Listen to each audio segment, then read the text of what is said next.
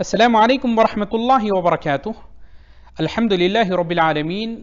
والصلاة والسلام علی اشرف الانبیاء والمرسلین نبینا محمد وعلی آلہ وصحبہ اجمعین، اما بعد۔ معزز سامعین و سامعات، اللہ رب العالمین کا بے پناہ شکر و احسان ہے کہ اللہ تعالیٰ نے ہم تمام کو ان مبارک ایام میں اپنی زندگی کے قیمتی لمحات کو بسر کرنے کا موقع عنایت فرمایا۔ میں آج آپ کے سامنے قربانی کے احکام اور اس کے شروط، اس موضوع کو لے کر آپ کے سامنے حاضر ہوا ہوں۔ میرے معزز سامعین، عید الاضحیٰ کے موقع پر اللہ تعالیٰ کے تقرب کے لیے جانور کی قربانی کرنا بہت ہی ثواب کا کام ہے، اجر و ثواب کا کام ہے۔ اللہ رب العالمین سورہ کوثر میں اس کا حکم دیتے ہوئے فرمایا، فَصَلِّ لِرَبِّكَ وَانْحَرْ، پس آپ اپنے رب کے لیے نماز پڑھیے اور قربانی کریں۔ نیز اللہ تعالیٰ سورہ انعام کی 162 اور 163 آیت میں اللہ رب العالمین کا فرمان ہے، قُلْ إِنَّ صَلَاتِي وَنُسُكِي وَمَحْيَايَ وَمَمَاتِي لِلَّهِ رَبِّ الْعَالَمِينَ لَا شَرِيكَ لَهُ وَبِذَلِكَ أُمِرْتُ وَأَنَا أَوَّلُ الْمُسْلِمِينَ۔ اے نبی کریم صلی اللہ علیہ وسلم، آپ فرما دیجئے کہ یقیناً میری نماز، میری ساری عبادت اور میرا جینا اور میرا مرنا یہ سب خالص اللہ رب العالمین کے لیے ہے، جو سارے جہاں کا مالک ہیں، اس کا کوئی شریک نہیں، اور مجھ کو اسی کا حکم ہوا ہے اور میں سب ماننے والوں میں پہلا ہوں۔ محترم سامعین کرام، قربانی کا جو فلسفہ ہے، قربانی کا جو حکم ہے، اور اس کے بارے میں جو اللہ رب العالمین نے سورہ حج میں خود ہی واضح فرما دیا ہے۔ اللہ رب العالمین کا ارشاد ہے، لَن يَنَالَ اللَّهَ لُحُومُهَا وَلَا دِمَاؤُهَا وَلَكِن يَنَالُهُ التَّقْوَى مِنكُمْ۔ اللہ تعالیٰ کو قربانیوں کا گوشت نہیں پہنچتے اور نہ خون، بلکہ اسے تو تمہارے دل کی پرہیزگاری پہنچتی ہے۔ محترم سامعین، یہاں اللہ رب العالمین نے قربانی کا جو مقصد ہے، جو فلسفہ ہے، خود ہی اللہ رب العالمین نے واضح کر دیا کہ اللہ تعالیٰ کو نہ قربانی کا گوشت پہنچتا ہے اور نہ اس کا خون پہنچتا ہے، بلکہ اللہ تعالیٰ یہاں دیکھنا چاہتا ہے کہ قربانی کرنے والا کیا وہ اللہ رب العالمین کے اس حکم کی تابعداری کرتا ہے یا نہیں کرتا ہے، اس کا تقوی کیا ہے۔ یہاں تو اللہ رب العالمین ہم کو یہ بتا رہے ہیں کہ کس خوش دلی کے ساتھ اور جوش و محبت کے ساتھ ایک مسلمان ایک قیمتی اور نفیس چیز اس کی اجازت سے اس کے نام پر قربان کر رہا ہے۔ قربانی سے مسلمانوں کے دلوں میں یہ جذبہ پیدا کرنا مقصود ہوتا ہے کہ جس طریقے سے ایک مسلمان آج اس جانور کی گردن پر چھری چلا رہا ہے، اسی طریقے سے وہ اپنی تمام نفسانی خواہشات کو اللہ رب العالمین کے تابع کرتے ہوئے بھی اس پر چھری چلانے کے لیے ہمہ وقت تیار رہتا ہے۔ گویا کہ قربانی کے ذریعے یہ ظاہر کر دیا جاتا ہے کہ جس طریقے سے آج جانور کو قربان کیا جا رہا ہے، تیری راہ میں ہمیشہ کے لیے مسلمان قربان ہونے کے لیے تیار ہیں، اور یہی وہ تقوی ہے جس کے بارے میں سورہ حج کی آیت نمبر 32 میں ذکر کیا گیا ہے، جس کی بدولت ایک محب اپنے محبوب حقیقی کی خوشنودی حاصل کر سکتا ہے۔ اللہ رب العالمین کا ارشاد ہے، ذَلِكَ وَمَن يُعَظِّمْ شَعَائِرَ اللَّهِ فَإِنَّهَا مِن تَقْوَى الْقُلُوبِ۔ میرے محترم سامعین، قربانی کی عبادت صرف امت محمدیہ کا خاصہ نہیں ہے، بلکہ پہلی امتوں میں بھی اس کا تصور موجود ہے۔ پہلی امتیں بھی قربانی کیا کرتی تھی، جیسا کہ سورہ حج کی آیت نمبر 34 میں اللہ رب العالمین کا ارشاد ہے، وَلِكُلِّ أُمَّةٍ جَعَلْنَا مَنْسَكًا لِيَذْكُرُوا اسْمَ اللَّهِ عَلَى مَا رَزَقَهُم مِّن بَهِيمَةِ الْأَنْعَامِ فَإِلَٰهُكُمْ إِلَٰهٌ وَاحِدٌ فَلَهُ أَسْلِمُوا وَبَشِّرِ الْمُخْبِتِينَ۔ اور ہر امت کے لیے ہم نے قربانی کے طریقے مقرر فرمائے ہیں تاکہ چوپائے جانوروں پر اللہ کا نام لیں جو اللہ نے انہیں دے رکھے ہیں۔ سمجھ لو کہ تم سب کا معبود برحق صرف ایک ہی ہے، تم اسی کے تابع فرمان ہو جاؤ۔ عاجزی کرنے والوں کے لیے خوشخبری سنا دیجیے۔ میرے محترم سامعین، یہ ایک مسلمان کو یہ بات اچھی طریقے سے ذہن نشین کر لینی چاہیے کہ کسی بھی جانور کی قربانی صرف اور صرف اللہ کی ذات کے لیے جائز ہے، اسے غیر اللہ کے لیے کرنا شرک ہے۔ محترم سامعین، قربانی کرنے کا کیا حکم ہے؟ اس بارے میں جمہور علماء کے نزدیک یہ سنت مؤکدہ ہیں۔ نبی کریم صلی اللہ علیہ وسلم نے ارشاد فرمایا، سنن ابن ماجہ میں یہ روایت موجود ہے جس کا ترجمہ یہ ہے کہ جو مسلمان استطاعت کے باوجود قربانی نہ کرے وہ ہماری عیدگاہ کے قریب تک نہ آئے۔ صحیح حدیث ہے۔ اسی طریقے سے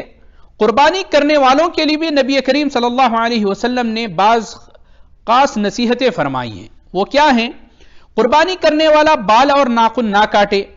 جو شخص قربانی کا ارادہ رکھتا ہے ذی الحجہ کا جب چاند دیکھ لیں، یعنی ذی الحجہ کا چاند نظر آ جائے، اس کے بعد اپنے بال اور ناخن نہ کاٹے، کیونکہ ام سلمہ رضی اللہ تعالی عنہا سے روایت ہے، نبی کریم صلی اللہ علیہ وسلم نے ارشاد فرمایا جب تم ذی الحجہ کا چاند دیکھ لو، اور دوسری روایت میں ہے جب عشر ذی الحجہ داخل ہو جائے تو تم میں سے کوئی قربانی کا ارادہ جو رکھتا ہے اسے چاہیے کہ اپنے بال اور ناخن نہ کاٹے۔ صحیح مسلم کی حدیث ہے۔ محترم سامعین، جس کا قربانی کرنے کا ارادہ ہے تب وہ ان تمام چیزوں کا پابند ہو جائے، نہ بال کاٹے اور نہ ہی ناخن کاٹے۔ اسی طریقے سے جو قربانی کرنے والا ہے وہی اس کا پابند ہے، یعنی باقی گھر والے جن کی طرف سے قربانی کی جا رہی ہے ان کے لیے یہ حکم نہیں ہے۔ اسی طرح وکیل اور وصیت کی بنا پر قربانی کرنے والے پر بھی یہ پابندی نہیں ہے۔ میرے محترم سامعین، قربانی کے جو شروط ہیں جس کو شیخ محمد بن صالح العثیمین رحمہ اللہ نے اپنی کتاب میں احکام الاضحیہ والزکوٰۃ میں ذکر کیا ہے، میں آپ کے سامنے مختصر طور پر رکھتا ہوا چلوں کہ قربانی جو ہے اس کے 6 شرائط ہیں، 6 شرطیں ہیں۔ پہلی یہ شرط یہ ہے کہ یہ جانور کیا ہو؟ بہیمۃ الانعام میں سے ہو، جیسا کہ میں نے ابھی آپ کے سامنے ذکر کیا ہے، سورہ حج کی آیت نمبر 34 میں اس کا ذکر آیا ہے۔ بہیمۃ الانعام سے مراد کیا ہے؟ یعنی اونٹ، گائے، بکری، بھیڑ، تنبا وغیرہ۔ عرب کے نزدیک بہیمۃ الانعام جانور اونٹ، گائے، بکری ہی معروف تھے، جیسا کہ حضرت حسن اور قتادہ رحمہم اللہ اور دیگر اکثر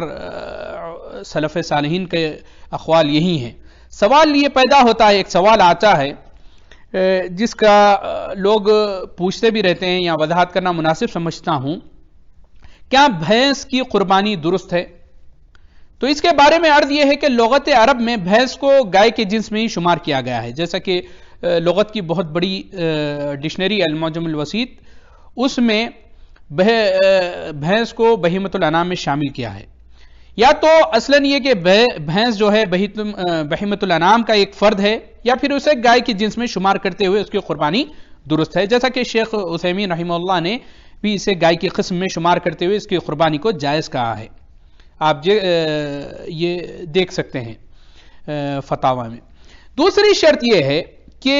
جانور مقررہ عمر کا ہو، یعنی بھیڑ جو ہے بچہ جو کم از کم 6 مہینے کا ہو۔ باقی جانوروں کے 2 دانت والا ہونا ضروری ہے، کیونکہ نبی کریم صلی اللہ علیہ وسلم نے ارشاد فرمایا کہ صرف 2 دانت والا جانور ذبح کرو، اگر تنگی ہو جائے تو بھیڑ یعنی جزع بھی ذبح کر سکتے ہیں، جیسا کہ حضرت جابر بن عبداللہ رضی اللہ تعالی عنہ سے روایت ہے، جو صحیح مسلم میں یہ روایت ہے کہ لا تذبحوا الا مسنہ الا ان تعصر علیکم فتذبحوا جذعۃ من الضأن، کہ صرف 2 دانت والا جانور ذبح کرو، اگر تنگی ہو جائے تو بھیڑ کا جزع یعنی جس کی عمر 6 ماہ ہو اس کو ذبح کر سکتے ہیں۔ میرے محترم سامعین، قربانی کا جانور 2 دانت والا یا اس سے بڑا ہونا چاہیے، اور جزع وہ ہے جس کی عمر 2 دانت والے سے کم ہو۔ اونٹ میں 2 دانت والے کی عمر یعنی تقریباً 5 سال ہوتے ہیں، 2 دانت والی گائے کی عمر جس کی عمر جو ہے 2 سال مکمل ہوگی۔ بکریوں میں 2 دانت والے کی عمر جو 1 سال ہونا ضروری ہے،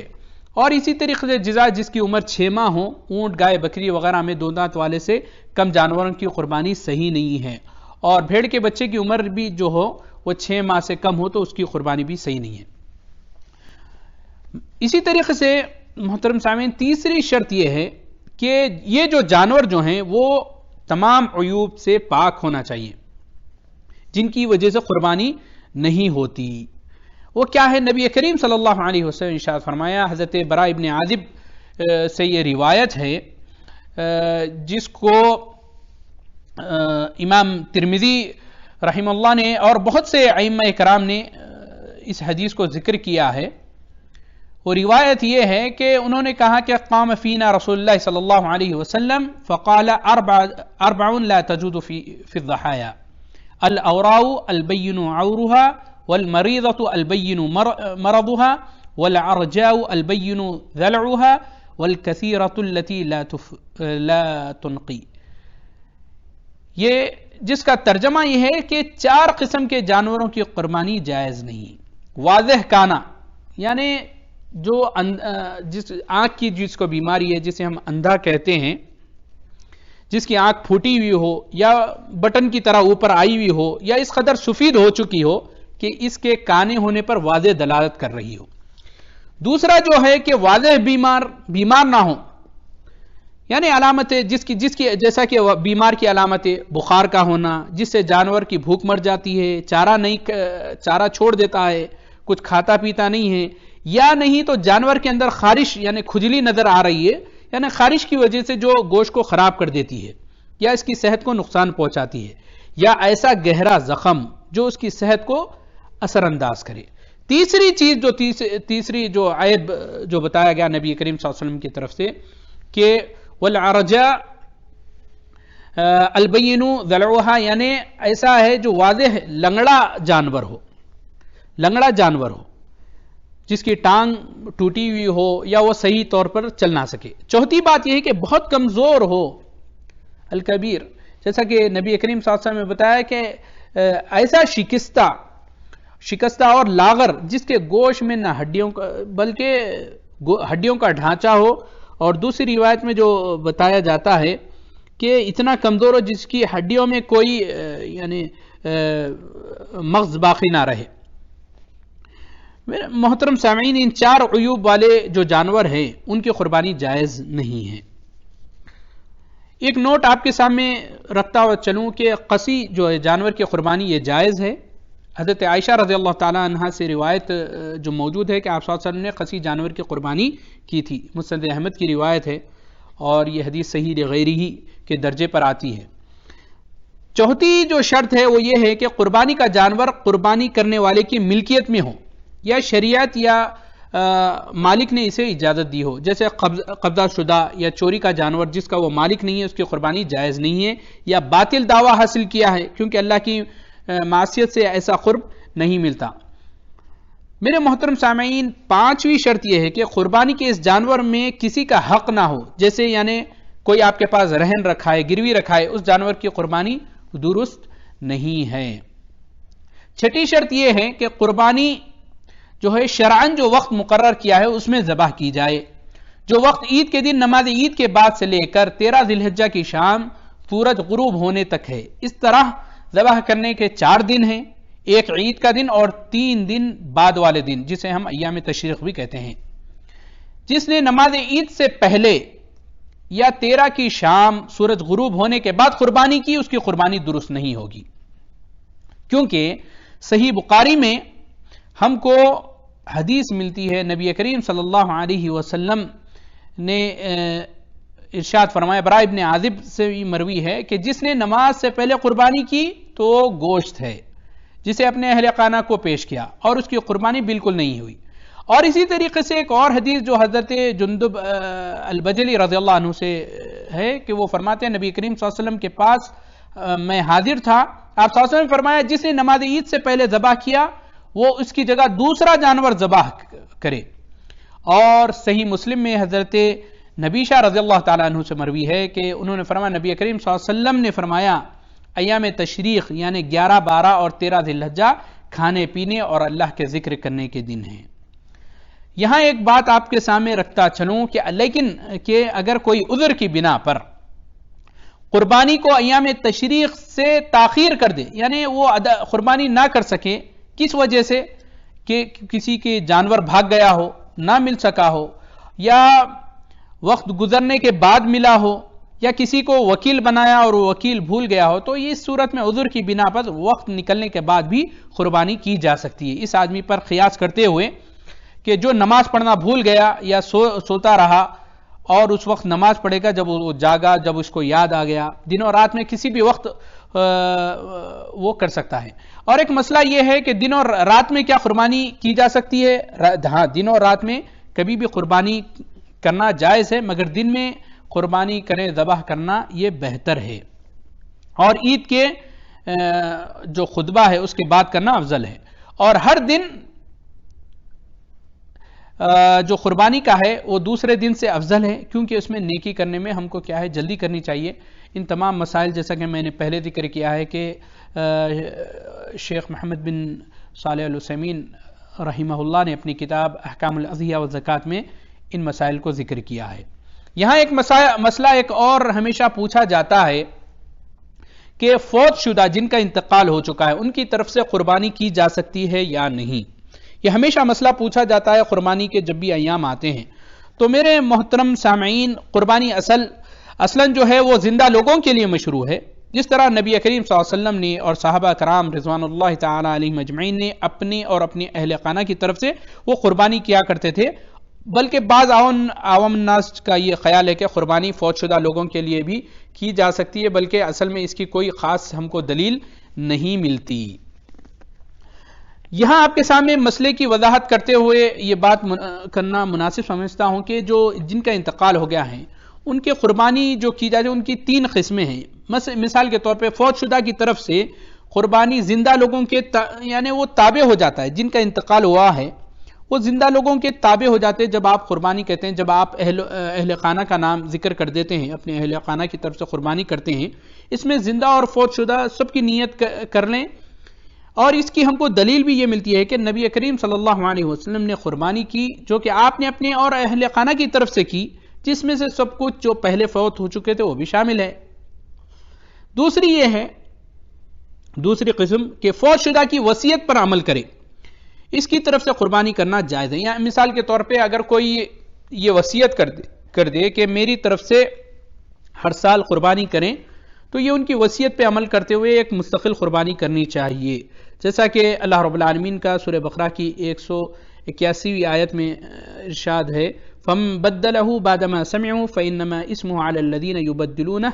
إِنَّ اللَّهَ سَمِيعٌ عَلِيمٌ۔ اب جو شخص اسے سننے کے بعد بدل دے، اس کا گناہ بدلنے والے پر ہی ہوگا، واقعی ہی اللہ تعالیٰ سننے اور جاننے والا ہے۔ تیسری صورت یہ ہے کہ فوت شدہ کی جو انسان ہیں جو انتقال فرما چکے ہیں ان کی طرف سے نیکی کرتے ہوئے مستقل قربانی کرنا یہ جائز ہے، جیسا کہ بعض علماء فقہا کے نزدیک یہ صدقے پر قیاس کرتے ہوئے اس کا ثواب جو ہے میت کو پہنچتا ہے اور فائدہ ہوتا ہے۔ مگر ہم کو جو چاہیے کہ وہ کیونکہ خاص صراحت کے ساتھ کوئی دلیل موجود نہیں ہے، اس لیے صدقہ کریں، لیکن قربانی کا جو ہے اس کی خاص دلیل ہم کو نہیں ملتی ہے، کیونکہ نبی کریم صلی اللہ علیہ وسلم نے خاص کر اپنے فوت شدہ جو تھے جن کا انتقال ہو چکا تھا کسی کی طرف سے قربانی نہیں کی، نہ ہی اپنے چچا حمزہ بن عبد المطلب رضی اللہ تعالیٰ عنہ کی طرف سے کی، جو نبی کریم صلی اللہ علیہ وسلم کو تمام رشتہ داروں میں بہت ہی عزیز تھے، اور نہ اپنی اولاد کی طرف سے جو آپ صلی اللہ علیہ وسلم کی زندگی میں فوت ہو گئے، جن میں 3 شادی شدہ بیٹیاں اور 3 چھوٹے بیٹے تھے، اور نہ ہی اپنی بیوی حضرت خدیجہ رضی اللہ تعالی عنہا کی طرف سے کی، جو آپ صلی اللہ علیہ وسلم کو تمام بیویوں میں سب سے زیادہ پیاری تھی، آپ عزت کیا کرتے تھے، اور نہ ہی کسی صحابی سے ثابت ہے کہ آپ صلی اللہ علیہ وسلم کے دور میں کسی نے اپنے کسی میت کی طرف سے قربانی کی ہو۔ تو بات یہی ہے کہ اپنے فوت شدہ جو لوگ ہیں جن کا انتقال ہو چکا ہے ان کی طرف سے قربانی کرنے کے تعلق سے کوئی صراحت کے ساتھ دلیل موجود نہ ہونے کی بنا پر نہ کرنا بہتر ہے، بلکہ ان کی طرف سے آپ عام صدقہ و خیرات کر دیا کریں، اس کا اجر و ثواب انشاءاللہ ان کو اس قربانی کے صدقے سے زیادہ ملے گا، جیسا کہ یہاں سعودی عرب کے علماء بھی یہاں یہی بتاتے ہیں۔ محترم سامعین، یہ تھے چند احکام جو قربانی سے متعلق تھے، تو انشاءاللہ اگلے درس میں آپ کو قربانی کے آداب کے تعلق سے انشاءاللہ بتایا جائے گا۔ اللہ تعالیٰ سے دعا ہے کہ اللہ تعالیٰ ہم تمام کو اللہ تعالیٰ کی رضا والے کام کرنے کی توفیق عنایت فرمائیں اور ہماری نیتوں کو خالص کرے اور تمام ہمارے نیک کام خالص اللہ رب العالمین کے لیے انجام دینے کی توفیق عنایت فرمائیں۔ والسلام علیکم ورحمۃ اللہ وبرکاتہ.